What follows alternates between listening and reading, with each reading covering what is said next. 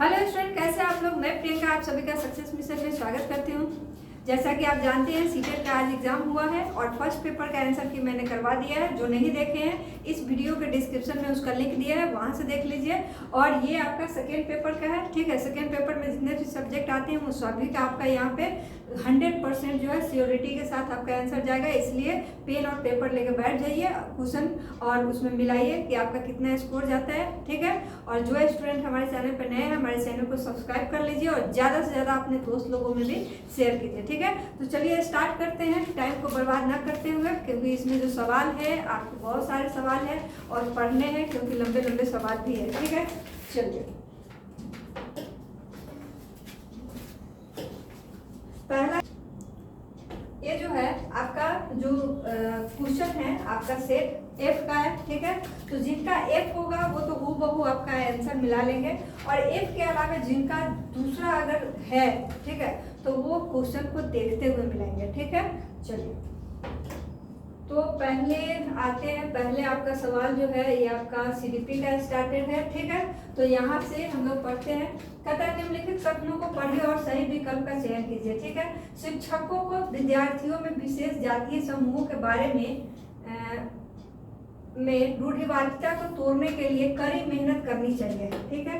उसके बाद है कारण कि शिक्षा का एक प्रमुख उद्देश्य विद्यार्थियों को समालोचनात्मक आत्मचिंतन के लिए प्रोत्साहित करना है। तो इसमें क्या आएगा आपका, तो देखिए 1 और 2 दोनों सही है और आर जो है एक ही सही व्याख्या कर रहा है, तो इसमें आपका आंसर कौन हो जाएगा, 3 हो जाएगा। क्लियर है। चलिए नेक्स्ट सवाल है, निम्नलिखित में से कौन सा आंतरिक अभिप्रेरणा का उदाहरण है।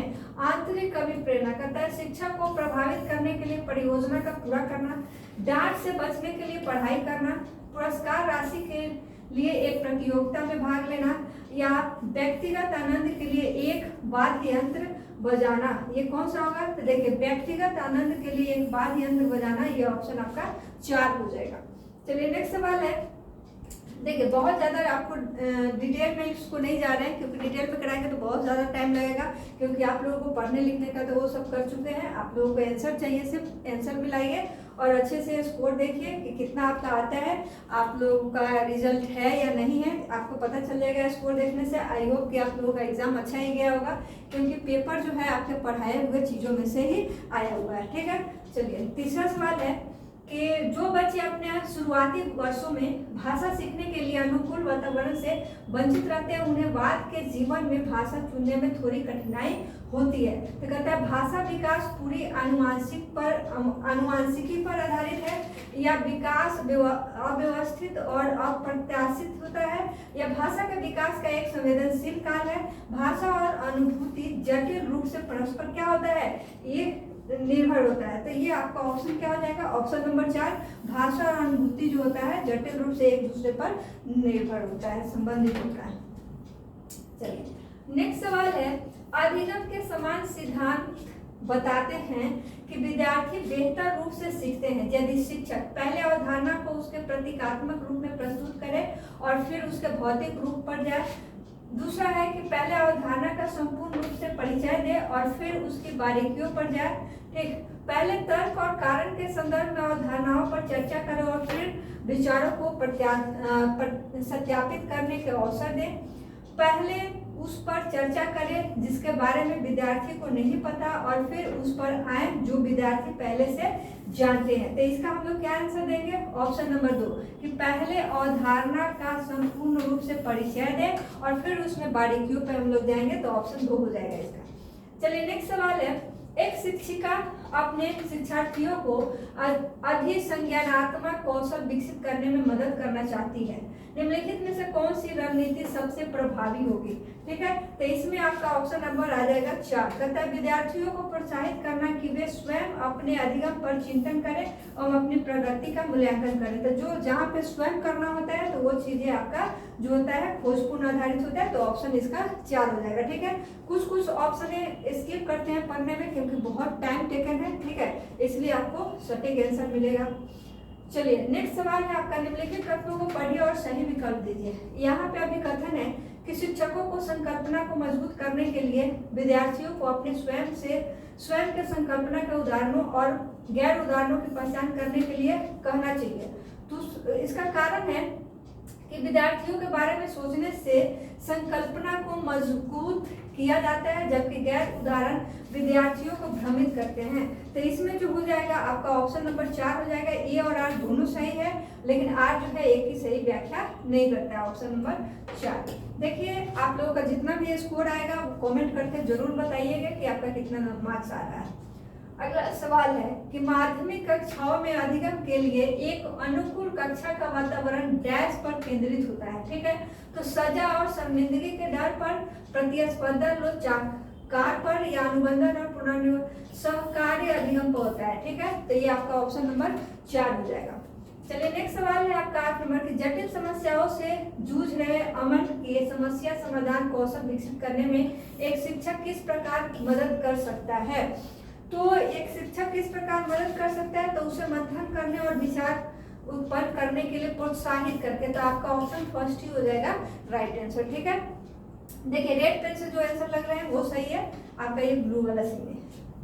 नेक्स्ट सवाल है आपका बोध आधारित शिक्षण का अंतर्निहित सिद्धांत यह विश्वास है कि शिक्षार्थियों की क्षमताएं और आवश्यकताएं विविध है, उन्हें मानक निर्देशों पर ध्यान केंद्रित किए बिना पूरा नहीं किया जा सकता। तो आपका 9 का जो होगा 2 होगा। ऐसा करने के लिए एक सुविधाजनक वातावरण प्रदान किए जाने पर शिक्षार्थी का ज्ञान का निर्माण होता है। तो ये आपका ऑप्शन 2 हो जाएगा।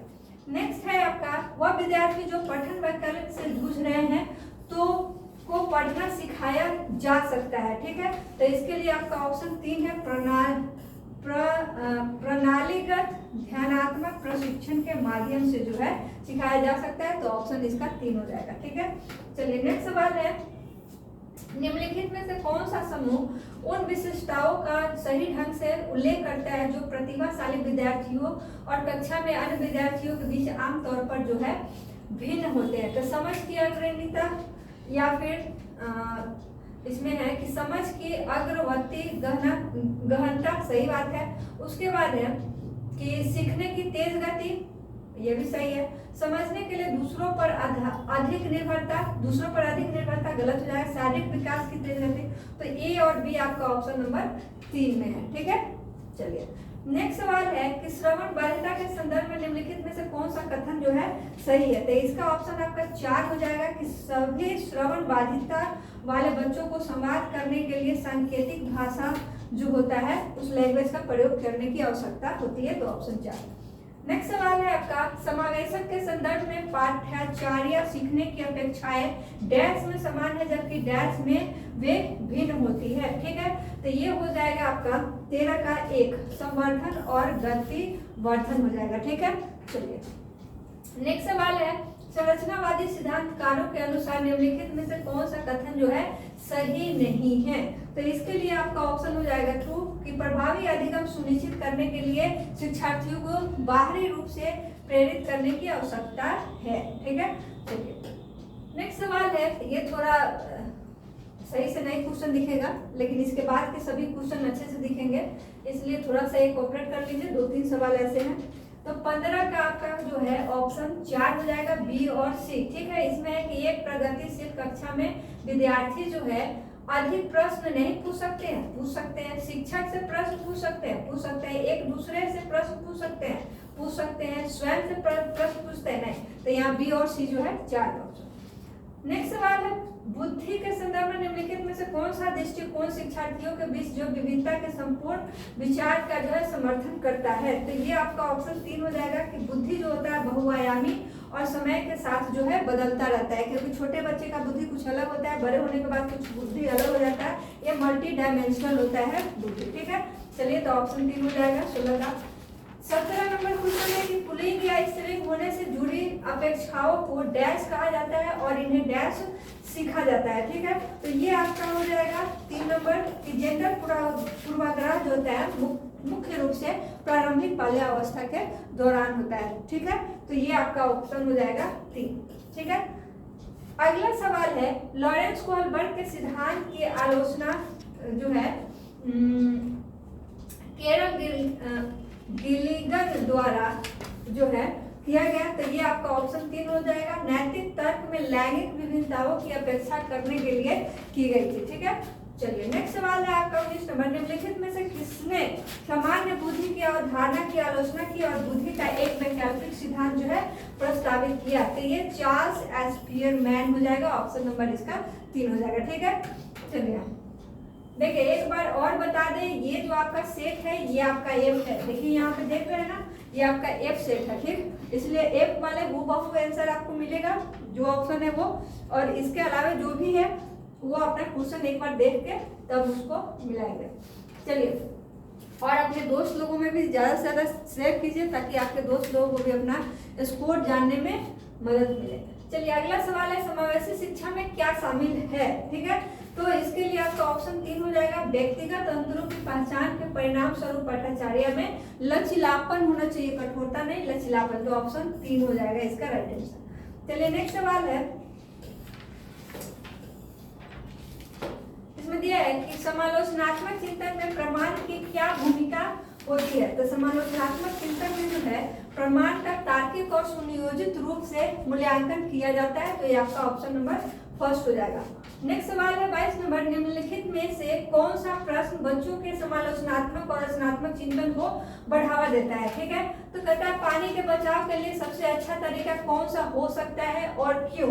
तो ये जो है आपका ऑप्शन फर्स्ट, क्योंकि क्यों और कैसे ये सब सवाल आते हैं तो इसमें आपका क्या है, थिंकिंग वगैरह आपका बढ़ता है।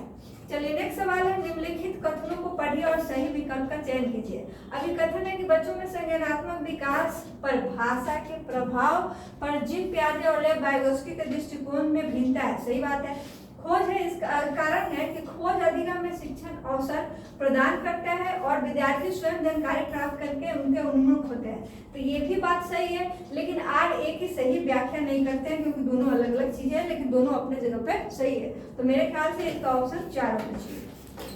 चलिए नेक्स्ट सवाल है आपका, निम्नलिखित कथनों को पढ़िए तथा सही विकल्प का चयन कीजिए। आपका अभी कथन है कि बच्चों के बीच विकासात्मक दरों में काफी भिन्नताएं मौजूद होती है।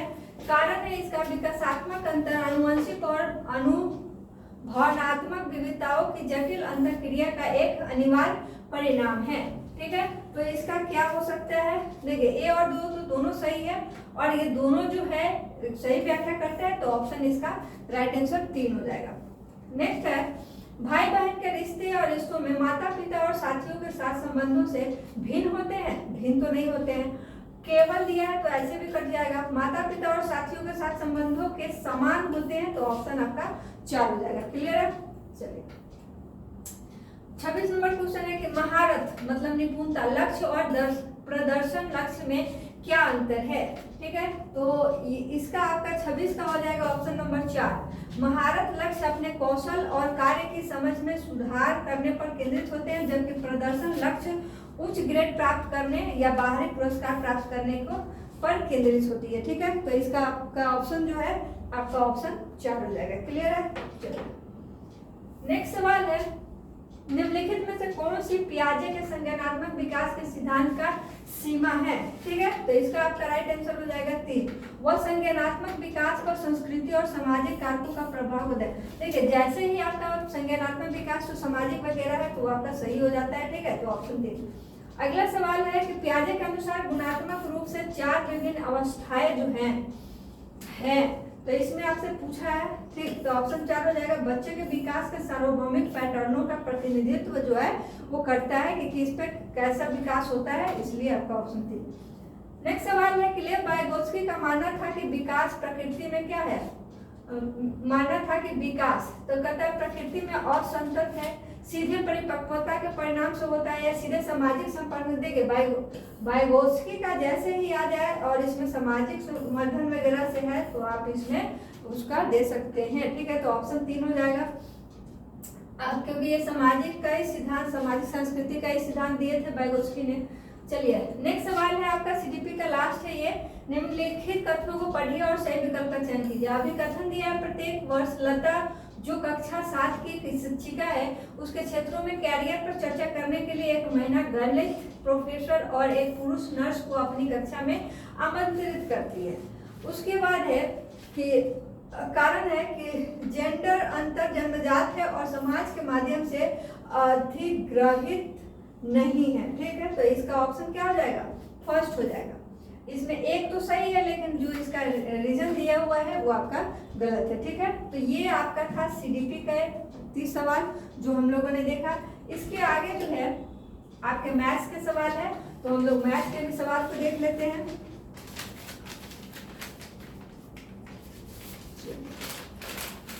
देखिए सभी का ऑप्शन आप लोगों को मिलाते हैं, ऑप्शन आप लोग मिलाते जाइए, कैलकुलेशन वगैरह तो आपको, तो ये साइंस का आपका है। ठीक, साइंस के जो भी स्टूडेंट है इसे आप देखेंगे, इसके बाद आपको सोशल साइंस वगैरह का भी आपको मिल जाएगा सोल्यूशन। ठीक है, तो चलिए पहला सवाल जो है कि 12,000 की एक राशि किसी निश्चित प्रतिशत वार्षिक ब्याज की दर पर जो है 1.5 वर्ष में 15,972 रुपये हो जाती है, तो जब वह ब्याज अर्धवार्षिक संयोजित होता है तो वह राशि जो है कितनी हो जाएगी, यदि ब्याज वार्षिक संयोजित हो तो इसका आंसर आपका जो है फर्स्ट हो जाएगा, एक ही हो जाएगा। ठीक है, चलिए ये सब कुछ जब सॉल्व करेंगे तो बहुत टाइम लग जाएगा। ठीक है, इसलिए डायरेक्ट आंसर पे पहले से ही हमने सॉल्व करके रखा है। चलिए 32 नंबर सवाल है कि रेखा AB पर एक बिंदु P स्थित है तथा PQ एक किरण इस प्रकार है कि कोण QPA बराबर 7x और QPB 5x, तब इतना का वैल्यू निकालना था। तो इसका जो है आपका 32 का ऑप्शन नंबर 4 है, 110 हो जाएगा आंसर। ठीक है, अगला सवाल है कि एक दुकानदार वस्तु ए को 384 रुपए में बेचता है तो उसे 20% की हानि होती है। जब वो वस्तु बी को 400 रुपए पे बेचता है तो उसे 25% का लाभ होता है। यदि वह दोनों वस्तुओं को कुल मिलाकर 852 रुपए में बेचे तो उसका लाभ या हानि प्रतिशत जो है क्या होगा, तो इसका आपका जो होगा 6.5% इसको प्रॉफिट हो जाएगा, ऑप्शन 1। नेक्स्ट सवाल है किसी त्रिभुज PQR के PQ पर S एक बिंदु इस प्रकार स्थित है कि RS PS बराबर QS, तो यदि QPR 15 डिग्री हो तो 2PQ माइनस कोण PRQ का माप क्या होगा, तो इसका मेजरमेंट आपको हो जाएगा 60 डिग्री, ऑप्शन नंबर 4। ठीक है, नेक्स्ट सवाल है आपका 35 नंबर सवाल है, इसका आपको आंसर देना था, तो इसका जो होगा आपको 35 का 4 हो जाएगा आंसर। ठीक है, 0.03 पर डिग्री। 36 नंबर है, तो 36 का आपका कौन सा हो जाएगा, 36 का आपका फर्स्ट ही हो जाएगा। ठीक है, 1.1773 इंटू 10 टू द पावर 11। ठीक है, चलिए 37 है, 37 का आपका फर्स्ट ही हो जाएगा, 7/16। ठीक है, चलिए नेक्स्ट है आपका 38, एक फैक्टर पर आधारित आपका सवाल था, इसका जो है आपका आंसर फोर्थ हो जाएगा 7। ठीक है, तो आपका ऑप्शन नंबर 4। नेक्स्ट क्वेश्चन है, देखिए इसमें आपका प्री बोर्ड परीक्षा में प्राप्त नीचे दिए गए हैं और इसमें कुछ ये दिया है, इसका आंसर जो है आपका 39 का ऑप्शन नंबर 2 है, 86.4 डिग्री। ठीक है, तो आपका ऑप्शन हो जाएगा 2। 40 नंबर सवाल है, इसका दिया है कि सिलम वृत्तीय बेलन की लंबाई 1.2 मीटर और इसका आयतन जो है 46 मतलब 4620 मीटर क्यूब और बेलन का वक्र पृष्ठीय क्षेत्रफल क्या है, ये आपको निकालना था। तो इसका 40 का जो हो जाएगा आपका पहला ऑप्शन 2640। क्लियर है, चलिए नेक्स्ट सवाल है, यदि F, V और E क्रमशः किसी त्रिभुजाकार प्रिज्म के फल को शीर्षों और किनारों की संख्याएं हैं तो निम्नलिखित में से कौन सा कथन जो है सही है, तो इसका आंसर आपका कौन सा हो जाएगा, ऑप्शन नंबर 4। ठीक है, चलिए नेक्स्ट सवाल है, इसका आंसर आपका जो आएगा इसका ऑप्शन -9 आ जाएगा। ठीक, चलिए और 43 का है, 43 का आपका 3 आंसर हो जाएगा, 8 आंसर हो जाएगा। ठीक, इसको तोड़ेंगे तो उसके बाद 44 का निम्नलिखित में कौन से 2, 3 और 11 से विभाज्य है, तो देखिए डिविजिबिलिटी रूल भी आप लोगों को पढ़ाए थे, उससे भी आप निकाल सकते हैं कि कौन डिविजिबल है। तो यहाँ पे आपका ऑप्शन 2 हो जाएगा, ए और डी जो है इन सभी से डिविजिबल है, बाद बाकी 2 नहीं है। ठीक, चलिए 45 नंबर सवाल जो है इसका आंसर आपका 2 हो जाएगा। ठीक, चलिए नेक्स्ट सवाल है 46, कहता नीचे दिए गए आंकड़ों का बहुलक माध्यक और इसका माध्य क्या होगा, तो इसे जब हम लोग निकालेंगे तो आपका ऑप्शन आएगा 3। ठीक है, तो इसका हो जाएगा आपका पहला ही 13। ठीक है, चलिए देखिए अभी आप लोग आंसर मिला लीजिए, इसका डिटेल वीडियो जो होगा वो बाद में आप लोगों को बना देंगे। ठीक है, किनको किनको डिटेल वीडियो चाहिए वो भी कमेंट करके लिखेंगे और अभी आप लोग आंसर मिलाइए और अपना स्कोर जानिए। ठीक है, चलिए अगला सवाल है 47, तो 47 का आंसर आपका 210 डिग्री हो जाएगा, ठीक है। नेक्स्ट सवाल है आपका PQRS एक चतुर्भुज है और इससे रिलेटेड, तो 48 का आपका जो आंसर है ये 4 रखेंगे, ठीक है। चलिए 49 है, कहता है किसी आयत का क्षेत्रफल किसी भुजा है जिसकी भुजाई 176 सेंटीमीटर है और 56 सेंटीमीटर है, वृत्त के क्षेत्रफल के बराबर है, तो वृत्त की परिधि सेंटीमीटर में क्या होगी, ठीक है। तो इसका आंसर आपका 49 का जो हो जाएगा 352, 4 ऑप्शन, ठीक है। चलिए 50 नंबर सवाल का आंसर भी 4 हो जाएगा, 15 हो जाएगा इसका आंसर, क्लियर है। चलिए नेक्स्ट सवाल है अब पेडागोजी का आपका आ गया, कहता है गणित की एक शिक्षिका अपने विद्यार्थियों के समकक्ष निम्नलिखित समस्या रखती है, ठीक है। इसका आंसर आपका क्या होगा, तो इसका आंसर आपका 3 होगा। ये भी एक क्या है, एकात्मक विधि पर आधारित दैनिक जीवन की समस्याएं हैं एक एक नियम पर, तो ये आपका ऑप्शन 3। नेक्स्ट सवाल है 52 नंबर, कथन दिया है कि 6 के गुणज से एक कम या एक अधिक अभाज्य संख्या है तो एक डैश है, तो ये क्या है, मानीकरण पर आधारित सवाल होते हैं ऐसे, तो ऑप्शन नंबर 2, सॉरी इसका ऑप्शन नंबर फर्स्ट ही होगा, 52 का फर्स्ट। नेक्स्ट सवाल है निम्नलिखित में से कौन गणित शिक्षण का सबसे अधिक उपयुक्त तरीका है, ठीक। कहता है अधिगम में रह गए कमियों को ज्ञात करके केवल उन्हीं को संबोधित करना, नहीं केवल अगर दिया है तो वैसे भी वो नेगेटिव वर्ड है उसको हटाइए, ठीक है। उसके बाद है कि एक जैसे उपागम का प्रत्येक को बढ़ाना, मतलब एक ही जैसे चीजों को रखना नहीं, अधिगमकर्ताओं को उनकी विद्यमान क्षमताओं को विकसित करने के लिए प्रोत्साहित करना, तो आपका ऑप्शन 3 हो जाएगा, ठीक है। 54 नंबर सवाल है कि एक शिक्षिका अपने कक्षा में दैनिक जीवन की परिस्थितियों में से विभिन्न उदाहरणों की चर्चा करती है, जैसे कई अन्य पटरियों पर पार करती हुई एक रेल पटरी, 2 अथवा अधिक सड़कों पर पार करती हुई एक सड़क, अंग्रेजी वर्णमाला में जैसे HZ इत्यादि। निम्नलिखित में से किन अवधारणाओं का परिचय इन उदाहरणों को दिया जा सकता है, तो रेखाखंड, तिर्यक छेदी रेखा, समानांतर रेखा या समकोण, ठीक है। तो इसका आपका हो जाएगा B और C, ठीक है। तिर्यक छेदी रेखा जो होता है और एक समानांतर रेखा, तो B और C आपका किसमें है, ऑप्शन नंबर 1, क्लियर है। चलिए नेक्स्ट सवाल पे आते हैं, निरंतर और व्यापक मूल्यांकन CCE के लिए निम्नलिखित में से क्या सही है, तो आपका 55 का हो जाएगा आपका राइट आंसर फर्स्ट हो जाएगा, ठीक है। चलिए नेक्स्ट सवाल है आपका 56, निम्नलिखित में से कौन सी गणित में एक अवधारणा मानचित्र की आवश्यक विशेषताएं है, तो 56 का आपको ऑप्शन 3 हो जाएगा, A और B, या अंशदायी उप अवधारणाओं का उपयोग करके एक अवधारणा के वैचारिक विश्लेषण को निरूपित करता है और ये संकेत चिन्हों के साथ दिशात्मक और दर्शाते हैं कि कौन सी अवधारणाएं किसके लिए पूर्वकथित है, A और B सही है, तो वो आपका ऑप्शन 3 में है, ठीक है। चलिए नेक्स्ट सवाल है गणित की प्रकृति के बारे में निम्नलिखित में क्या सही नहीं है, नहीं है ये पूछा है, तो ये आपका 3 हो जाएगा कि गणित अधिकांश विषयों की तुलना में बहुत अधिक अमूर्त और पदानुक्रमित है जो बच्चे उसी उम्र में सीखते हैं, तो ये आपका 3 हो जाएगा, ठीक है। चलिए नेक्स्ट सवाल है कि गणित निम्नलिखित में से कौन सा गणित कथन जो है गणित की पाठ्य पुस्तक के संदर्भ में सही नहीं है। 58 का आपका फोर्थ आंसर होने वाला है, क्यों इसमें है कि एक गणित की पाठ्य पुस्तक में केवल हल किए गए उदाहरण, केवल तो वैसे भी नेगेटिव होता है, नहीं पूछा हुआ है, तो यही हमारा सही हो जाएगा। 59 नंबर सवाल है कि गणित की कक्षा में तर्क वितर्क के संदर्भ में निम्नलिखित में से कौन से कथन जो है उपयुक्त है, ठीक। तो इसका आपका आंसर जो है 2 हो जाएगा, A और B, ये और B दोनों आपका क्या है, सही है।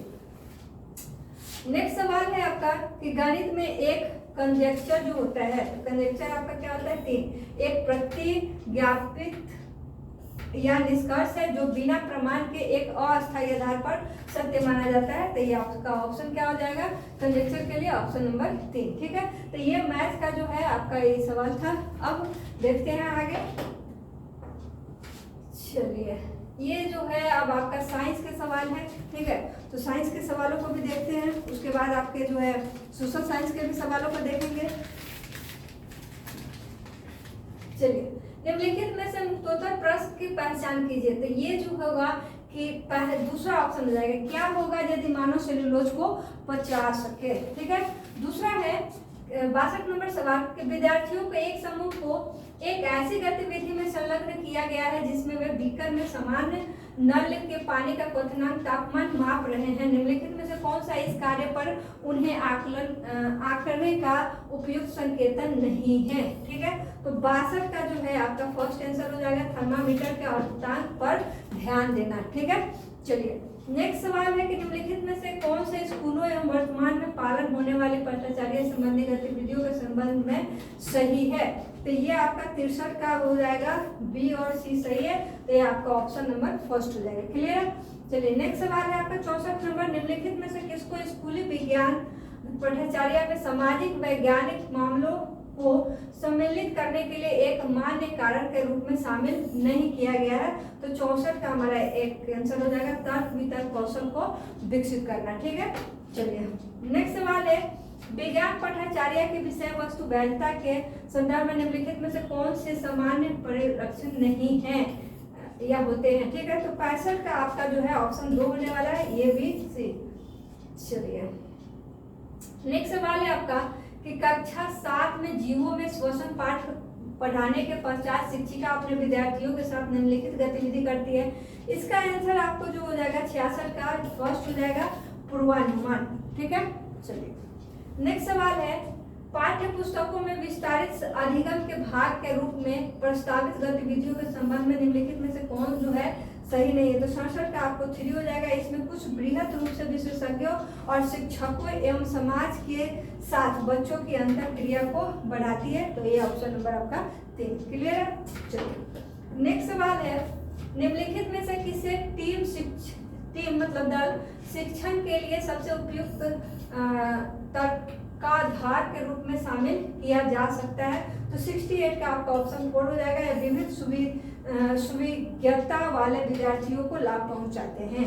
चलिए नेक्स्ट है आपके निम्नलिखित में से कक्षा 7 के विद्यार्थियों में गोलीय दर्पण के प्रतिबिंब रचना की अवधारणा को प्रस्तुत करने के लिए सबसे उपयुक्त गतिविधि कौन सी है। ठीक है, तो ये आपका जो हो जाएगा ऑप्शन नंबर 4 हो जाएगा। विद्यार्थियों को चमकीले स्टील चम्मच के साथ जो है खेलने तथा उसमें अपने प्रतिबिंबों को अवलोकन करने के लिए कहा गया। ठीक है, चलिए लाइक और शेयर जरूर करते रहिए। ठीक है, और सब्सक्राइब भी करते रहिए। कहता है 70 नंबर सवाल के निम्नलिखित में से कौन सा जो है इस कथन से परिलक्षित नहीं होता कि अच्छी विज्ञान शिक्षा बच्चे के अनुकूल, जीवन के अनुकूल एवं विद्या विशेष के अनुकूल है। ठीक है, तो 70 का आपका ऑप्शन हो जाएगा 2। विज्ञान शिक्षा को विद्यार्थियों को स्कूल में अनुशासित रहने के लिए प्रशिक्षित करना चाहिए। ठीक है, नेक्स्ट सवाल है आपका 71 नंबर। कहता है इसका भी कथन है कि अमाशय हाइड्रोक्लोरिक अम्ल उत्पन्न करता है जो भोजन के भंजन में सहायक होता है। सही बात है, पेट से हमारा HCl निकलता है जो भोजन पचाती है। पाचक रसों को क्रिया करने के लिए अम्लीय माध्यम की आवश्यकता होती है। सही बात है, दोनों एक दूसरे की ये कर रहा है, तो ऑप्शन आपका 3 हो जाएगा 71 का। ठीक है, पाचक रसों को क्रिया करने के लिए अम्लीय माध्यम की आवश्यकता होती है। HCl हाइड्रोक्लोरिक एसिड है और ये हाइड्रोक्लोरिक एसिड, तो ये आपका ऑप्शन 3 ही मेरे ख्याल से सही है। बाद बाकी यही सही होना चाहिए। चलिए नेक्स्ट जो है दिया है नाइट्रोजन यौगिकरण शब्द का क्या अर्थ है। ठीक है, तो नाइट्रोजन यौगिकरण, अब इसमें दिया है कि नाइट्रोजन यौगिक का गैसीय नाइट्रोजन में रूपांतरण। ठीक है, तो इसका आपको 4 देंगे कि मृदा में उपस्थित जीवाणुओं द्वारा अमोनिया का नाइट्रेट में रूपांतरण जो होता है नाइट्रोजन यौगिकरण होता है। चलिए नेक्स्ट 73 नंबर सवाल है कि उस समुच्चय की पहचान कीजिए जिसमें अनियतापिक जीवों को समाविष्ट किया गया है। ठीक है, तो जहां आपको सांप और मेढक मिल जाए वो उसको मार दीजिए, सांप और मेढक आपका ऑप्शन नंबर 2 हो जाएगा राइट आंसर। अगला सवाल है 74 नंबर। निम्नलिखित में से किस अवस्थिति में स्प्रिंग एवं न्यूनतम स्थिति ऊर्जा होती है। ठीक है, तो इसका 74 का आपका जो हो जाएगा फर्स्ट हो जाएगा। स्प्रिंग को न तो संपीड़ित किया जा सकता है न ही खींचा जा सकता है तथा वो भूमि पर पड़ा हुआ है। ठीक है, चलिए नेक्स्ट है आपका निम्नलिखित में से कौन से मात्रकों का युग्म समान भौतिक राशि को मापने के लिए प्रयोग किया जाता है। तो ये आपका हो जाएगा 4 kg मीटर स्क्वायर पर सेकेंड स्क्वायर और PS। ठीक है, चलिए नेक्स्ट सवाल है कि निम्नलिखित में से कौन से कथन जीवित जीवों की कोशिकाओं के संदर्भ में सही है। ठीक है, तो 76 का आपका ऑप्शन केवल और केवल डी हो जाएगा कि सभी कोशिका क्या होती है, झिल्ली होती है। नेक्स्ट सवाल है आपका 77 नंबर, तो उस समुच्चय का चयन कीजिए जो कॉलम ए और बी में जो मतलब ये मिल रहा है। ठीक, तो कहता है प्लास्टिक की बोतल, उसके बाद रेशमी रुमाल, उसके बाद सूती कमीज और केले का छिलका और कागज। ठीक है, इसका आपको मिलाना है। तो ये प्लास्टिक की बोतल अनेक वर्ष तक रख सकते हैं। रेशमी रुमाल जो है, रेशमी रुमाल 4 वर्ष तक रख सकते हैं। सूती कमीज जो है, सूती कमीज को हम लोग 2 से 5 महीना लिया हुआ है, दिन है सप्ताह, तो महीना में रख सकते हैं।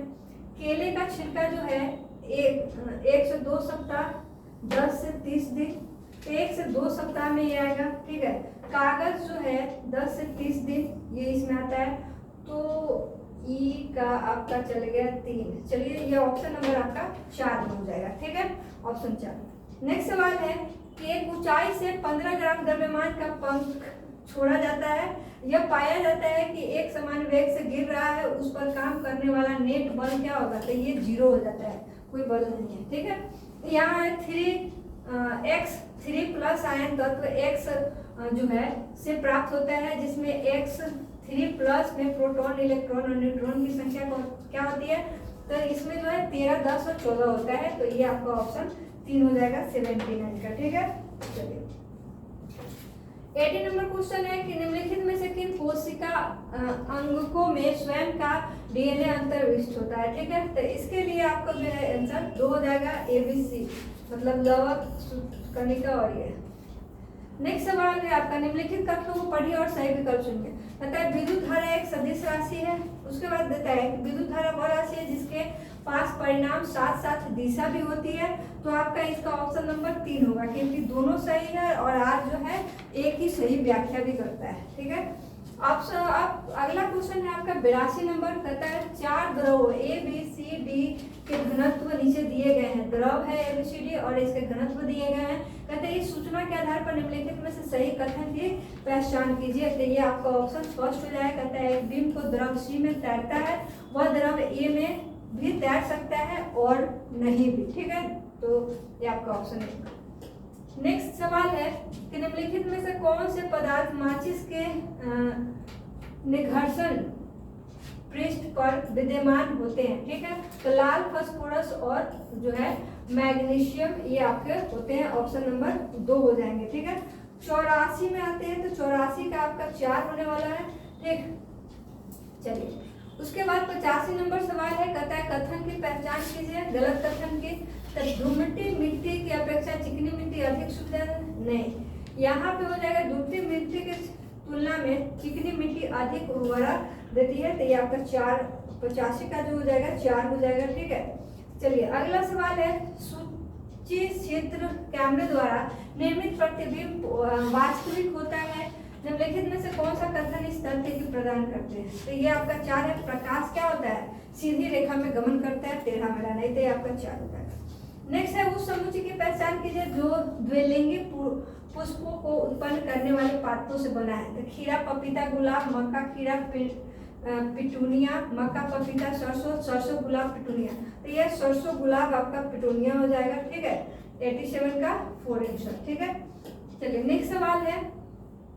सवाल बहुत बड़ा सा है, ये दिया हुआ है 88 का। तो 88 का आपका ऑप्शन जो होगा 4 होने जाने वाला है। यूमनस, भ्रूण, गर्भाशय और गर्भ। ठीक है, तो ऑप्शन 4। 89 का आपका जो है 89 का आपका ऑप्शन फर्स्ट हो जाएगा। ए भी सही है, बी भी सही है और डी भी सही है। ठीक, तो ऑप्शन नंबर फर्स्ट। नेक्स्ट सवाल है आपका 90 नंबर, निम्नलिखित अभिक्रियाओं में से कौन सा संभव नहीं है। तो ये आपका ऑप्शन क्या हो जाएगा, ऑप्शन नंबर फर्स्ट ही हो जाएगा इसका राइट आंसर। ठीक है, तो ये आपके साइंस के सवाल थे। ठीक, अब इसके बाद हम लोग देखते हैं आगे सोशल साइंस के सवाल है। सोशल साइंस के सवाल करने से पहले हम लोग हिंदी का सवाल कर लेते हैं। ठीक है, और उसके बाद सोशल साइंस का सवाल हम लोग देखेंगे। तो पहले हिंदी के सवालों को देख लेते हैं, ज़्यादा टाइम नहीं लगेगा हिंदी के सवालों में।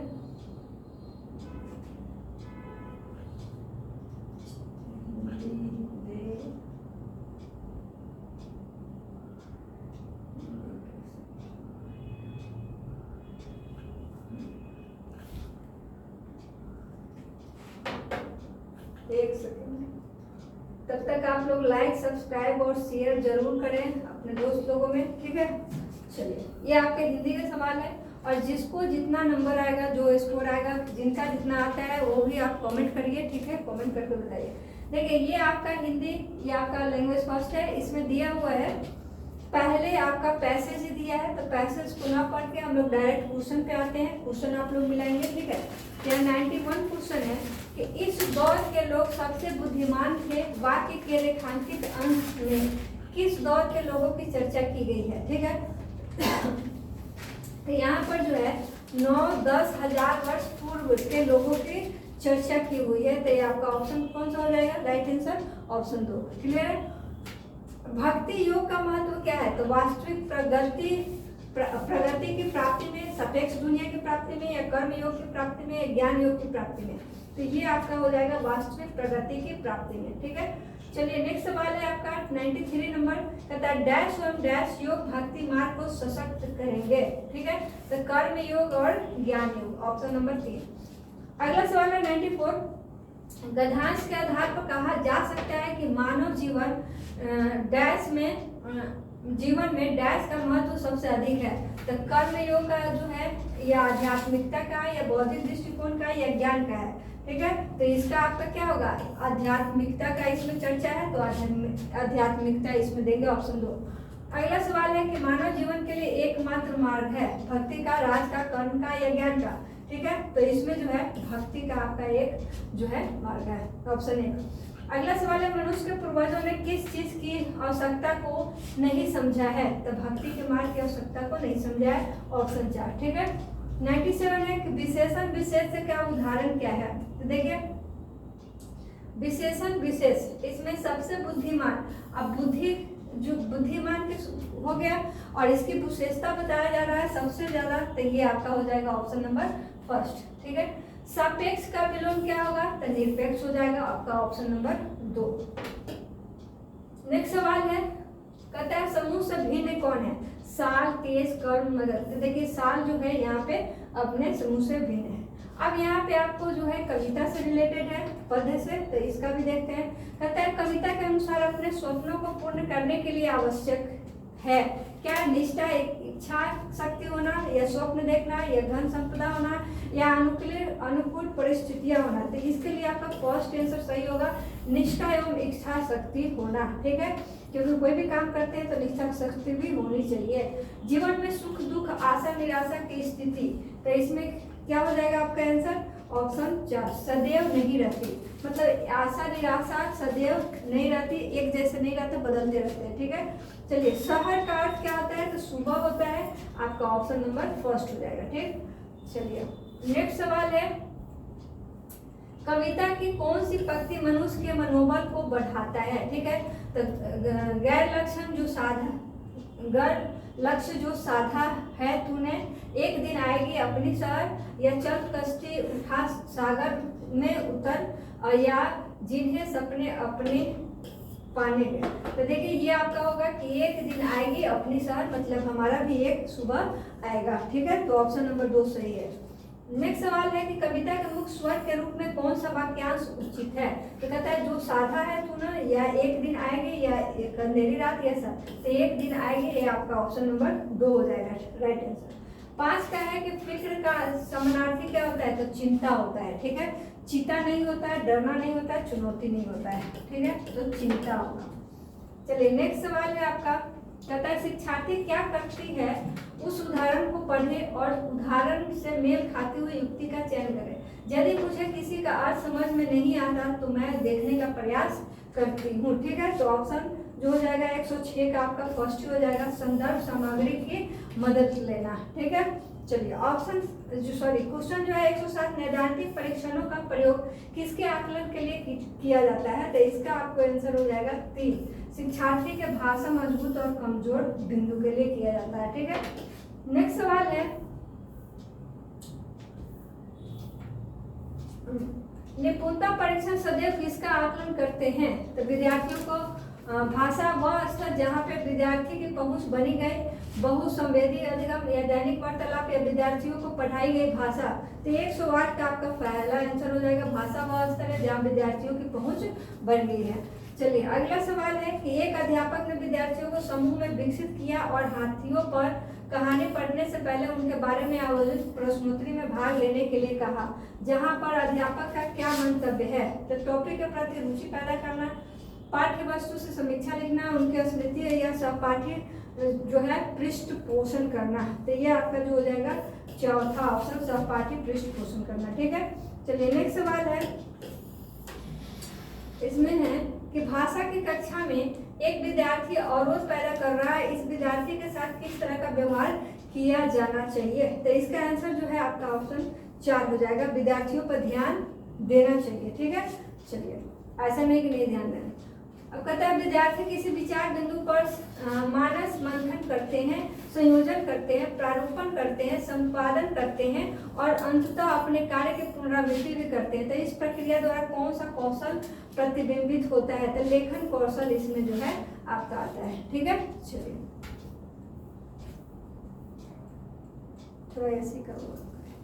चलिए नेक्स्ट सवाल है आपका 112 नंबर, कि निम्नलिखित कथनों को पढ़िए तथा सही विकल्प का जो है चयन कीजिए। पठन और लेखन कौशल प्राथमिक स्तर पर समालोचनात्मक चिंतन में मदद करते हैं। ठीक है, या इसमें तर्क दिया है समालोचनात्मक चिंतन जो है पठन और लेखन का एक कौशल है, दोनों सही बात है। तो इसमें क्या हो जाएगा आपका आंसर? तो इसका ऑप्शन 4 हो जाएगा, ए और आर दोनों सही है और आर जो है एक ही सही व्याख्या करता है। नेक्स्ट सवाल है 113, भाषाई कौशल को सीखने का सबसे अधिक उपयुक्त तरीका क्या है? तो इसके लिए आपका कौन सा ऑप्शन हो जाएगा? ऑप्शन नंबर 2 हो जाएगा, समावेशित युक्तियों का जो है माध्यम से। 114 का है कि विद्यार्थियों ने वर्णनात्मक कौशल का प्रयोग करना सीखा है या नहीं, इस बात का आकलन करने के लिए अध्यापक को विद्यार्थियों को क्या करने के लिए कहना चाहिए? तो इसके लिए आपका फर्स्ट ही होगा, उसे घटना को साझा करें और उन्हें जो है बहुत अचंभा हो और उसका वर्णन करें। ठीक है, चलिए नेक्स्ट सवाल है 115 नंबर की कक्षा 7 की अध्यापिका निर्धारित पाठ्य पुस्तकों के अलावा अन्य पुस्तकों के पठन को जो है सुलभ कर रही है, वह किस तरह के पठन को समुन्नत कर रही है? तो इसमें आपका 115 का 2 हो जाएगा, विस्तृत पठन को। ठीक है, एक्सटेंसिव पठन को। अगला सवाल है, प्रधान अध्यापिका ने भाषा अध्यापक को नए सत्र के लिए पठन पुस्तकों और अन्य संसाधनों का चयन करने के लिए कहा, इसका चयन करते समय निम्नलिखित में से एक प्रासंगिक नहीं है। तो कौन नहीं है? तो 116 का 3 हो जाएगा, सामग्री की अवधारणा, जटिलता और गहनता। ठीक है, चलिए नेक्स्ट सवाल है 117 नंबर कि अध्यापक ने शिक्षार्थियों द्वारा भाषा समग्र के प्रयोग का निरीक्षण करने के लिए मानदंड निर्धारित किए। सामग्री के प्रयोग का निरीक्षण करने के लिए कौन सा मानदंड सबसे अधिक रूप में महत्वपूर्ण और सहायक है? तो इसके लिए आपका हो जाएगा 117 का 4, उपयोग, दोहराव और अभिव्यक्ति। ठीक है, 118 है कि एक अध्यापक ने कक्षा 6 के शिक्षार्थियों को कैंपस के साथ एक फिल्म दिखाई। यह फिल्म पाठ्य पुस्तक के एक अध्याय पर आधारित थी। कैप्शन के साथ दिखाई रही फिल्म किस बात के लिए प्रोत्साहित करती है? ठीक है, तो ये आपका ऑप्शन फर्स्ट हो जाएगा, श्रवण युक्तियाँ सक्रिय रूप से देखना और विद्यार्थियों को भाषा के प्रति प्रमाणित सामग्री का जो है प्रयोग करने के लिए प्रोत्साहित करना। चलिए नेक्स्ट सवाल है, निम्नलिखित कथनों को पढ़िए और इस पे लिखिए। अभी कथन है कि अपने प्रारंभिक बाल्यावस्था में एक बच्चा संख्या की अपेक्षा क्रियाओं की अधिक प्रयोग करता है और व्याकरणिक नियमों को अनदेखी करता है। चलिए ठीक है, इसके बाद जो है इसका एक ही आंसर होगा क्योंकि एक सही है और दूसरा जो है गलत हो जाएगा क्योंकि उनकी शब्द संपदा तो बहुत सीमित है। तो नहीं, ये आपका गलत हो जाएगा, ऑप्शन फर्स्ट है, एक सही और आर जो है गलत। नेक्स्ट सवाल है कि एक बालिका अपनी भाषा कक्षा का अनुभव माँ के साथ साझा करती है और कहती है कि कभी कभी हम अपनी आंखें बंद करते हैं और हमें अध्यापिका अपने बस्ते में से कोई भी वस्तु निकालने के लिए कहती है, फिर हमें उस वस्तु के बारे में बताना होता है। यह सिखाने का बहुत अच्छा तरीका है। बच्चे यह टिप्पणी अधिगम के बारे में बच्चे की प्राथमिकता की ओर संकेत करती है, तो उसकी प्राथमिकता की पहचान कीजिए। तो मैं कुछ करती हूँ तो भाषा प्रयोग अच्छी तरह से याद कर लेती हूँ, ठीक है। तो ये आपका जो है 120 का जो है आपका ऑप्शन फर्स्ट ही है कि आप आंख भी बंद किए हुए हैं लेकिन आप कुछ भी किया जा रहा है तो उस चीज़ को आप याद कर लेते हैं, ठीक। तो ये आपके हिंदी के जो थे ये आपके सवाल थे। इसके बाद जो है आपका सोशल साइंस का, तो सोशल साइंस के लिए हम लोग मिलते हैं अगले सेशन में, ठीक है। तुरंत जो है आप लोग सोशल साइंस के भी पूरे सवाल हो जाएंगे। और तो वीडियो को लाइक कीजिए, सब्सक्राइब कीजिए और ज़्यादा से ज़्यादा अपने दोस्त लोगों में भी शेयर कीजिए। मैं लेके आ रही हूँ आपके लिए सोशल साइंस का जो है एनालिसिस, ठीक है।